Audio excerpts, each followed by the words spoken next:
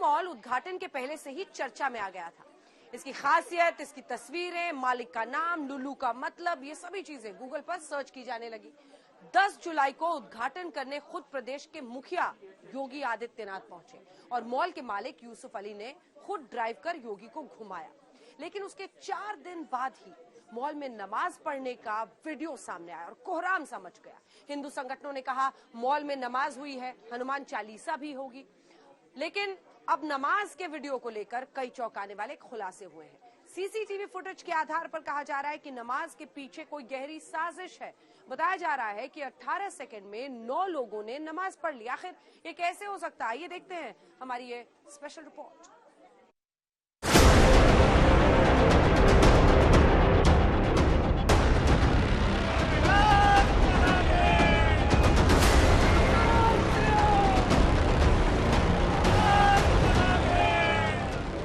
उत्तर प्रदेश की राजधानी लखनऊ में लुलू मॉल खुलता है, लेकिन मॉल की ओपनिंग के 4 दिन बाद ही धर्म का विवाद खड़ा हो जाता है। मॉल के अंदर एक सीसीटीवी फुटेज सामने आता है जिसमें 9 लोग नमाज पढ़ते हुए दिखाई देते हैं। मॉल में नमाज का सीसीटीवी वीडियो देखकर हिंदू संगठन भड़क उठते हैं और लुलू मॉल के बाहर धरना प्रदर्शन करने के लिए पहुंच जाते हैं। मॉल को बंद करने के लिए नारेबाजी शुरू हो जाती है। हिंदू संगठन धमकी भी देते हैं कि अगर मॉल में नमाज हुई है तो हनुमान चालीसा भी होगा। और फिर 2 लड़के मॉल में हनुमान चालीसा पढ़ते हुए नजर आते हैं। 14 जुलाई को लुलू मॉल में नमाज का वीडियो सामने आता है और 16 जुलाई को 2 लड़के मॉल में हनुमान चालीसा पढ़ते हुए वीडियो रिलीज करते हैं।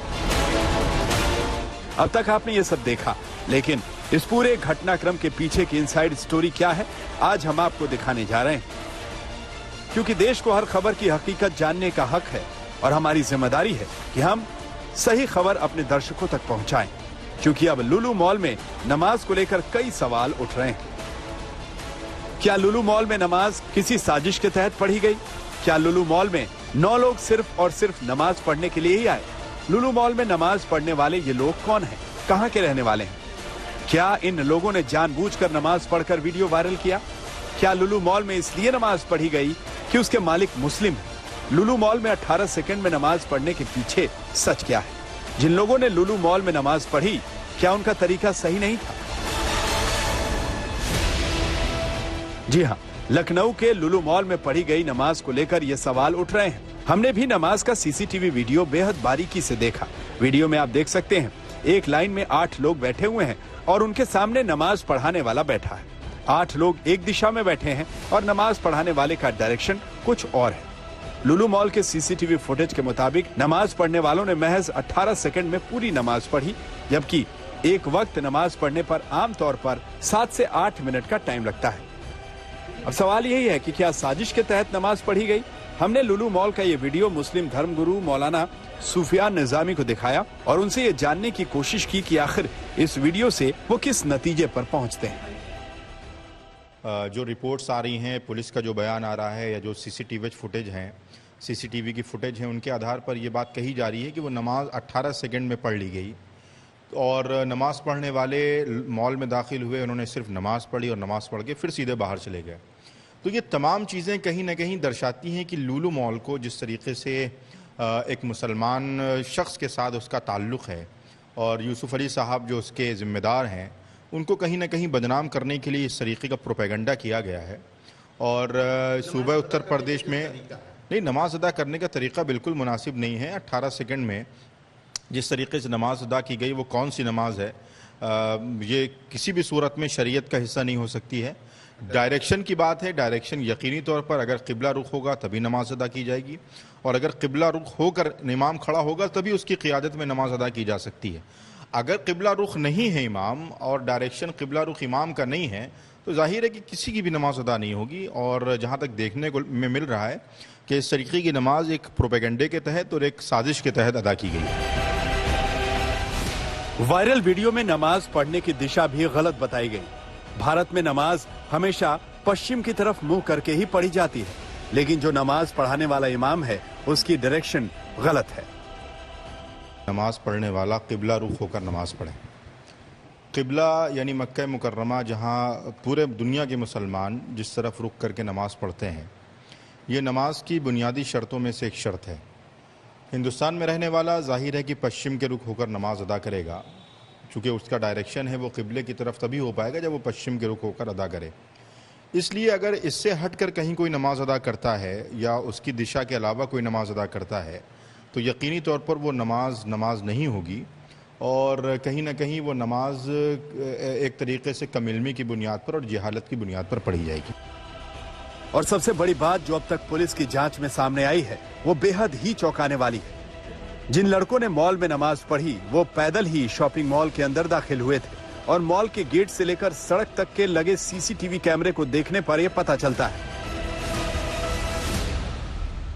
लुलु मॉल में नमाज अदा करने वाले लड़कों की पहचान लखनऊ पुलिस के लिए सबसे बड़ी चुनौती बनी हुई है।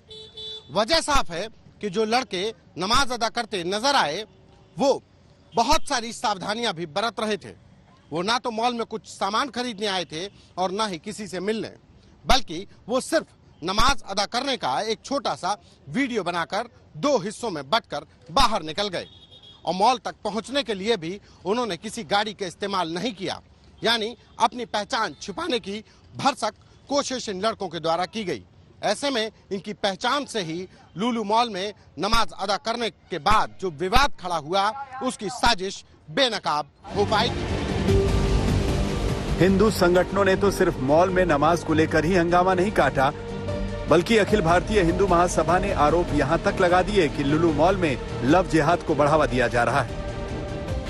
लुलु मॉल धर्म विशेष के व्यक्ति के द्वारा इसकी जो चेन चलाई जा रही है, सोशल मीडिया के जरिए लगातार ये खबरें आ रही हैं कि ये एक लव जिहाद का अड्डा है। यहाँ 80% मुस्लिम लड़कों को नौकरी पर रखा जाता है और 20% हिंदू लड़कियों को रखा जाता है।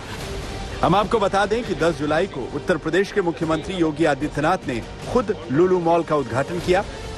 हम आपको बता दें कि उत्तर प्रदेश की राजधानी लखनऊ का ये सबसे बड़ा मॉल है। लुलु मॉल शहीद पथ से सटे 11 एकड़ में बनाया गया है। लुलु मॉल के अंदर 1600 लोग फूड कोर्ट में एक साथ बैठ सकते हैं, 50,000 लोग एक साथ शॉपिंग कर सकते हैं, 300 से अधिक इंटरनेशनल और नेशनल ब्रांड हैं, 11 स्क्रीन का सुपरप्लेक्स है, 15 रेस्टोरेंट, 25 आउटलेट का फूड कोर्ट है, ATM, baby care room, baggage counter, customer lift हैं, कार वॉशिंग, पीने का पानी, दिव्यांगों के लिए बाथरूम की व्यवस्था, 3000 गाड़ियों की पार्किंग है।